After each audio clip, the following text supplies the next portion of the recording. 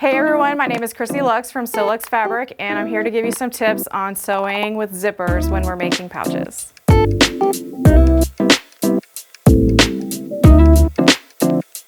So my first tip I want to share with you is to always make sure that your machine is set up properly. Everyone has different brands of machines and they're all a little bit different. I sew on a Bernina, and so I often use what we call a single stitch plate or a single hole plate. This one just has one hole here in the center of the plate where the needle goes. And when I'm sewing on a Bernina and I use a zipper foot, what I have to do is then move my needle either to the left or to the right. For me, I move it to the left 3 positions, and that seems to be a really good fit for me. But when I do that, I need somewhere for the needle to go. And so I need to make sure that I change to a plate that has a wider opening so that the needle has somewhere to go. And that's usually the main reason that I will break a needle, is because I forgot to change this plate.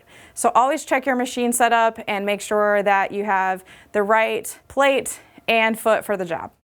So the next tip I want to share with you is to use zipper tabs. And the reason that I like to use zipper tabs is so I can get these nice sharp corners at the top of my pouch. You can see here that I'm going to end up sewing right next to them, not through them, and that gives me the opportunity to pop those corners out nice and give me a really professional look. And the way that I do that is I will cut my zipper to the length of my pouch minus 1 inch. So if my pouch is 8.5 wide before I sew it together, I'm going to cut my zipper to 7.5, and I always want to move my zipper pull out of the way before I start chopping any zippers. So what I'll do is I will just cut off the end of this is a nylon zipper. I'm not going to hurt my scissors here. I'm just going to chop off the end of that. And then for a tab, I start with a 2-inch wide piece of fabric. I press it in half and then fold those raw edges in, and then I just place that end of the zipper inside there and just top stitch along the edge. And then I will use that piece to measure from there for the length of my zipper. I'll chop that again. I'm going to move the pull out of the way, and then I'm going to chop the end and put another tab on the other end. And that's how I make zipper tabs for my pouches. So once you have your zipper all prepared, we have tabs on it, we're going to trim those tabs so that they're in line with the zipper tape so that we have a nice straight edge to work from, just like that. And then I'm going to place the zipper face down so the exterior of my pouch is face up.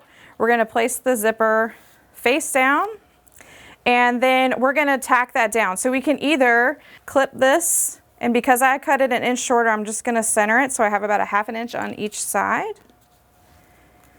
And we can baste this with just a line of stitches. We can also use a glue-based product or even a basting tape to help tack that down and hold it in place when we go over to our machine. And so to baste that in place, we're just going to do a line of stitches right along the edge, about 1/8 of an inch from the edge. And then that way that zipper is not going to move around once we put our lining on. So we're going to pretend like this is already basted, and then we'll have our zipper sandwich. We'll put our lining face down. So all of these are right side together. Zippers are right side together with our exterior. Lining is right side together with the exterior. And we'll clip that in place, just like that. And then my next tip is to sew with the lining on the bottom. So when I go to my machine, I'm going to bring it this way and put it through my machine with the lining down. And the reason I like to do that is our machines have feed dogs in them, and they help move the fabric through as we're going and sewing along in multiple layers. Usually when I'm sewing a pouch, the exterior is quilted or has some type of interfacing like a fusible fleece or a woven interfacing like SF101. And so that piece is not going to stretch or move like the lining will, especially if it's maybe cut a little bit on the bias or what have you. And so what happens is we're going to let the feed dogs do the work of moving the fabric through the machine, and this is not going to move a lot. And so that way we're not going to get to the end and realize that our lining has stretched a little bit out of place and be what I like to call cattywampus. So that's my tip for making sure that things come through nice and smooth.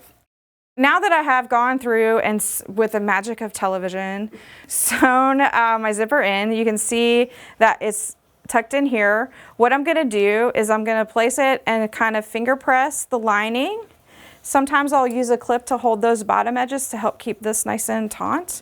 And then I'm gonna come back through and I'm just gonna top stitch right here. I'm gonna ride the edge of my zipper foot right along those teeth, just like this, and then top stitch this in place, and it'll look like this on this side. And that's gonna help my lining lay nice and flat and help prevent it from getting caught in the zipper when I'm moving the zipper pull back and forth, opening and closing the pouch. Once we get that done, it's really easy to close it up.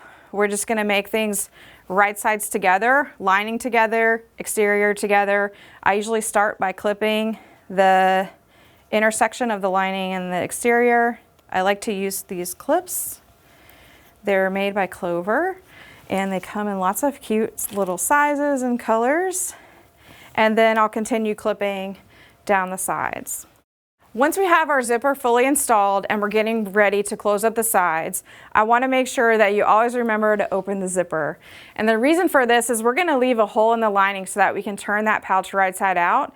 And that will be really difficult to do if the zipper is closed. You can finagle your way through, but it will be really more of a challenge than you'd like to experience. And so we want to make sure that we have that zipper pull open and out of the way so that when we get ready to go turn everything through, we have the opportunity to do that. My next tip is before we start closing up the pouch, especially if we've used soft and stable or batting where we may not have it completely adhered onto the exterior that we've pieced, is I like to make sure that I have top stitched all the edges. And you can see here that I've gone through and just top stitched right along the edge. And I'm going to be doing some cutouts here to help make this boxed corner so that it stands up nice and pretty like that.